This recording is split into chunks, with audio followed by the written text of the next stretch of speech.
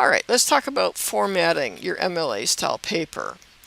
What you can do, if you do a Control A and highlight everything in your paper, you can do a right mouse click and then come here to Font.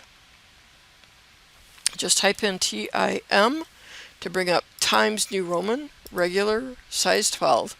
And I'm going to set this as the default font for my paper. Just say OK. Now everything here is going to be in Times New Roman size 12. The next thing I'm going to do is I'm going to set the default line spacing to double. I'm going to do another right mouse click, come here to Paragraph, and then line spacing. I'm going to change that to double and make that my default. And sometimes it works and sometimes it does not. So you can come up here to the paragraph box on the ribbon and then just go and select double. Technology is wonderful, but every so often it drives me crazy. So I've got everything is double spaced. Now down here I have some sources. The thing you want to do with your sources is to make sure that they're in alphabetical order and in a hanging indented paragraph format. So brown comes before how, so I'm just going to move that into position here. The other thing I can do is right here with the title in all capital letters, I can highlight the words, and then right here where I have this AA, that's your change case feature, and you just tell it to capitalize each word, and that way you don't have to retype it. The other thing too is the title of the article also needs to be in what's known as title case. So I can capitalize each word there, and then things like the, of, need to be in lowercase. This would be a lowercase b, and the significant words are usually those that are longer than 3 letters. Sometimes you may have words that are significant that are 3 letters, like this may, but like the would not be a significant thing, so you can just correct those as you go along. Now the name of the magazine or the journal will be italicized. The name of the database should be italicized as well. And then like this one here, I have that needs to be changed, so I'll just fix that real quick. That's an I. And that takes care of my information there. And again, The Economist is italicized, it's the name of the publication, and the name of the database is also italicized. Now, your sources need to be in what's known as a hanging indented paragraph format. The way to do that is to take your mouse and highlight your sources, and then come to paragraph, and then under special, choose hanging, and say OK. That puts this in a hanging indented format. The hanging format gets its name because the first line is flush with the left margin, and everything else is indented or hangs 1/2 inch off of the left margin, and so that's where it gets its name from. And that's how you use, how you format your Works Cited. Now, the thing to note here is sometimes you'll have items like this that do not have a page number. That do not have an author. When you have something like this, what MLA says is use the first 1 to 3 words for your in-text citations. And in this case, all I need is the author's name, and this actually does have a page number that I can use. However, it's always a good idea to take it from the source. When you don't have a source that you can use for that, then what we need to do is just use what you have when you don't have the other. So let's go up here to the top.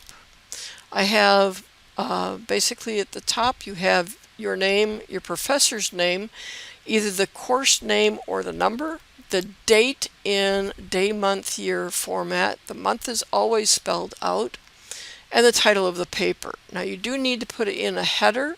If you come to the Insert tab on the ribbon, click on Header,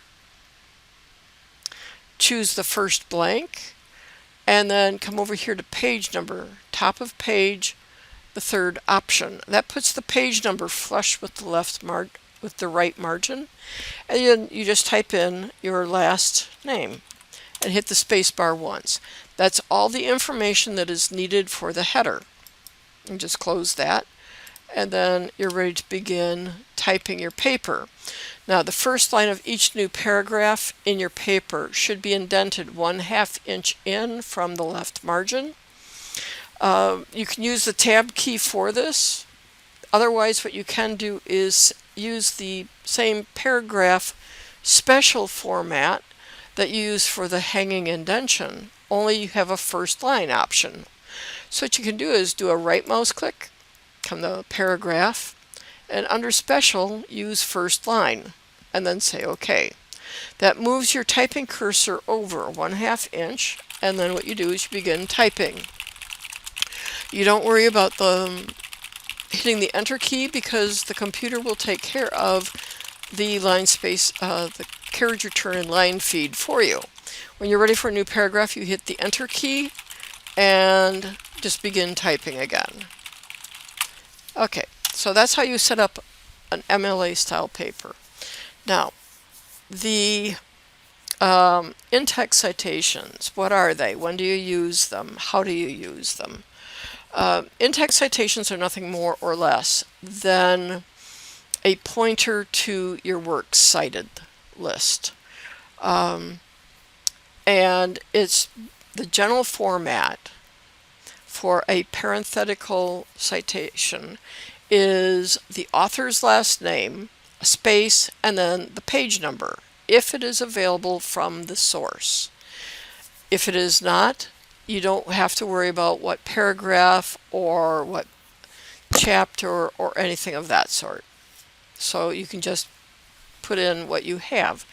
And so if I have something that contains source information, and source information can be a quote, a paraphrased item, summary, or statistical information. Anything that is not your original thought or that is not common knowledge must be cited. And it's each sentence that contains referenced information should have an in-text citation. So in this case, I have some material, and it came from this one here by Brown. And so all I need is the author's last name, and parenthetical is, like I say, the easiest of all of the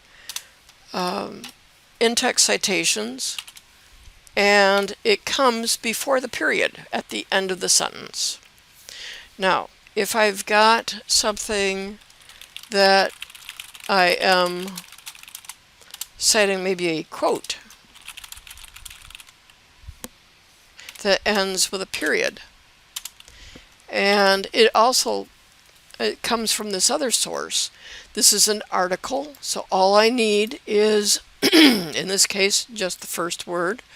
So I can say, copy that, and then come up here and paste this in, and to a close quote, and then a close parentheses. Now, when you have a quote that ends with punctuation, like a period or a comma, that punctuation gets moved after the in-text citation, and that finishes the sentence. And that's how you do in-text citations for MLA. Now, if I come formatting of your paper, if you come here to where it says citation resources, you'll find the link to the Purdue Online Writing Lab, or the OWL. The OWL provides very good, easy to understand examples of how to do some of the more basic or common types of citations, whether it's in-text citations or source citations. The library has taken that information and created a quick style guide that you can use. And it shows you a bit on the general formatting, how to do in-text citations, and some basics with the Works Cited. And so this is something that you have that can give you examples very easily. So that's how you can do things. If you are, one other little point I'm going to mention here about the Works Cited. Whether you have one source or 101 source, this is always Works Cited. And so that's just something to be aware of. And the Works Cited always is on its own page. The words Works Cited is at the top of the page and centered. It's not bolded, it's not italicized or underlined. If you need more assistance, you can always contact us. That's what we're here for. And with that, we look forward to seeing your papers, or if you need help, we look forward to giving you whatever assistance we can. Thank you for attending.